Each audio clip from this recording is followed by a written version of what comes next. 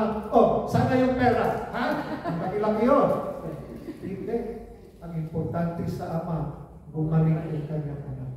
Importante sa kay Lord na hindi tininan kung anong nakaraan mo, pagkukulang mo. Ang importante ni Lord na babalik ang puso mo sa Kanya. Tatanggapin ka ni Lord. Okay? So, tinanggap, diba? Embrace and kiss Him. Sabi pa nga ng inacknowledge sa anak. Sabi nga, Father, nagkasala ko, I've sinned against heaven and against you. I no longer to be called your son. Pero hindi naman sinabi na okay lang. Pero anong sinabi ng Ama? Okay? Quickly, sabi nga sa kanyang servant, quickly bring the finest robe. Sabi niya, bigyan mo ng jacket niya. Put him the ring on the finger, sandal on his feet. Kasi yung ring, yun ang simbolo sa kanyang identity. At may celebration. Hindi niya inakala, kasi ang isip niya, basta magtrabaho na lang sa Ama. Pero sobra ang pagbalik niya sa Ama. Meron pa celebration. Anong pinatay niya? Anong handa? Hindi lang Jollibee. Baka, slaughter, feast.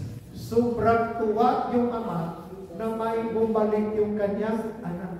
Ganon din, pag bumalik tayo kay Lord, sabi nga, angels in heaven are celebrating pag bumalik tayo kay Lord. So, huwag ka nang mahiya. Ay, hindi na ko tanggapin ni Lord. Huwag ka nang mahiya. Diba siya mismo? Talagang nag-commit siya, Lord, babalik ako sa iyo, Lord. Pero pag bumalik tayo kay Lord, may celebration, diba? Feasting. Ayun. May sayawan. May sayawan. Ngayon, mayroong kapatid, iba yung panganay. Yung panganay, saan galing? Sa bukid. Sa bukid, siyempre. Obedient siya. Nagtatrabaho. Mabait siya. Mabait, ano. Ayun, nung narinig niya, ay, may tugtugan, may sayawan. Parang doon, parang may mga makarino. Makarino sayawan. Sabi niya, tinawag yung paan. Tinawag yung alipin. Ano ba yung bakit may tugtugan yan? Ano ba yung ano yan? Yung kapatid mo pala, bumalik safe and sound. At dahil walang sakit, natuwa yung Ama, nagpa-cater siya, may kainan, may sayawan. Okay? Anong reaksyon doon sa panganay? Nagalit. Nagalit siya. Diba? Sometimes, gano'n din tayo, no?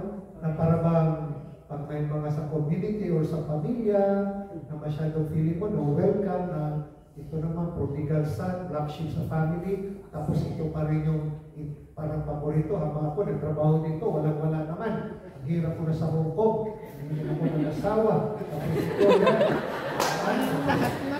wala, unfair gan. Parang yung feeling niya, yun ang feeling niya. Parang unfair naman yung tatay ko. Lahat, sinunod ko lahat. No? Maski man lang, binigyan ng kambing para may kasama ko, pulutan yung mga kaibigan ko. Pero, so ang punto naman dito, na okay ka naman sa buhay, sana magpakita ka rin ng compassion at tanggapin natin kapit. Hindi! Meron yan, oh. Diba? Lumabas na yung tatay, inaamo-amo niya kasi ayaw niya pumasok. Diba? Parang ayaw na makipag-celebrate. Ibig sabihin, hindi niya matanggap na itong makasalanan na ito, babalik sa kanila. Hindi niya matanggap. Hindi siya pumasok. Yung ibig sabihin doon, sinong lumabas? Ang Ama. Diba? Anak. Lahat naman ito ay para sa inyo. Diba? Anak, sige na, pasok ka, maki-enjoy ka naman. Malik siya, safe and sound. Tingnan mo, ano? Talaga, masaya, sayawan. May laro pa na, ito ka na, anak, diba? Kita mo, masaya na meron ba silang, hep-hep, ore! Ito ka na, anak. Sali ka na. Although, sa ating pagbasa, wala namang pumasok kayo yung anak. Kasi wala namang sinabi dito, di ba? Sinabi lang naman, but now, we must celebrate and rejoice because your brother was dead and has come to life again. He was lost and has been found. Yan, din natapos. Pero walang sinabi dito kung pamasok ba yung anak. Kung ikaw yung anak, papasok ka ba? Amen. Hep-hep? Diba? Pero, I'm sure, kasi sabi ng Biblia Skala, kasi obedient na siya, diba? Baka pumasok din siya. Baka tinanggapin niya yung kanyang kapatid. So, ang mensahe sa Ebanghelyo, tinanggap tayo ni Lord sa ating pagkakamali. Pag nagsisika, tinanggap tayo. At ngayon, ikaw naman, tanggapin mo yung mga tao na nagkasala sa iyo. Ngayon, tanggapin mo yung mga tao na nagpahirap sa iyo. So, pag-uwi mo, ma'am, tinanggap na kita. Diba? Yun ang mensahe that God is a merciful God. God show mercy to us. Now, on our part, we should show mercy to our brothers and sisters. Sana maging instrument din tayo. Marami tayong mga kakilala, kaibigan, na parang hindi na pumunta sa simbahan. Feeling nila talagang wala dahil sa nagawa nila. Sana maging instrument din tayo. Na dalhin natin sila. Ang Panginoon, mapagmahal. Naghihintay lang si Lord sa atin na bumalik tayo. Yung pagbalik tulad ng bunsong anak, coming to his senses.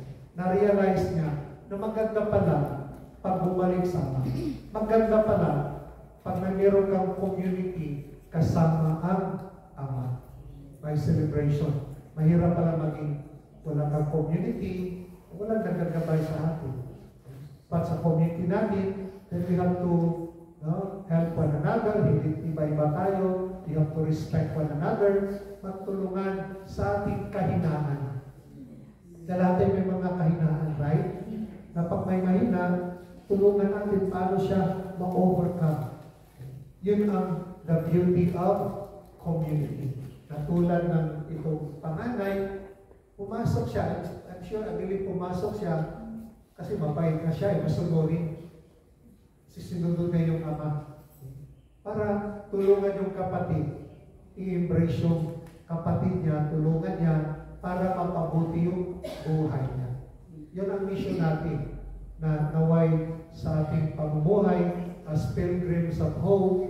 Sana we embrace those people who are difficult to embrace, difficult to love. Sana maging instrumento. Tinawag din tayo ng Panginoon na maging instrumento sa kanila para sa pamamagitan natin, maranasan nila ang pagmamahal ng Panginoon. Amen. Pero so,